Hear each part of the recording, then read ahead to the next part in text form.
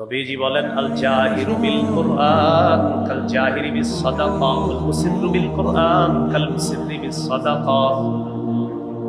প্রকাশ্যে কোরআন তেলাওয়াত করা প্রকাশ্যে সদকা করার মতো, গোপনে কোরআন তেলাওয়াত করা গোপনে সদকা করার মতো।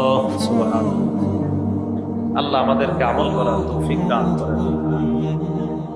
উপকারিতা লাভের দিক থেকে দ্বিতীয় নাম্বার ইবাদত হলো অন্যের সাহায্যে ইবাদত করা। সহিহ বুখারীর বর্ণনা 5353 নম্বর হাদিস।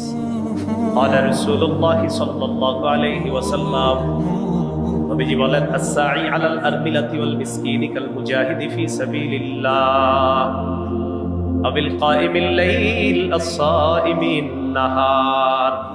কোন ব্যক্তি যদি কোনো অসহায় বিধবা নারীর সহযোগিতায় এগিয়ে যায় অথবা কোনো অসহায় মিসকিনের সহযোগিতায় এগিয়ে যায়, নোয়াখালী বন্যায় কত মানুষ অসহায় হয়েছে, শেরপুর আপনার নেত্রকোনার দিকে কিছুদিন আগে কি একটা অবস্থা গেছে, তো কোনো অসহায় বিধবা নারীর প্রতি সহযোগিতার হাত বাড়িয়ে দিচ্ছে।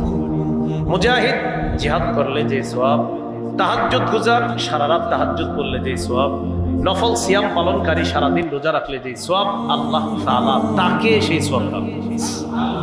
এটা অন্যের সাহায্য, অসহায়কে সাহায্য করা মানে আমি আপনাকে দিলাম সওয়াব আমি পাইলাম, আপনি আরেকজনকে দিলেন সওয়াব পাইলেন। তাহলে এই ইবাদতটা অন্যের সহযোগিতায়, আপনি তাকে দিলেন আল্লাহ আপনাকে সওয়াব দান।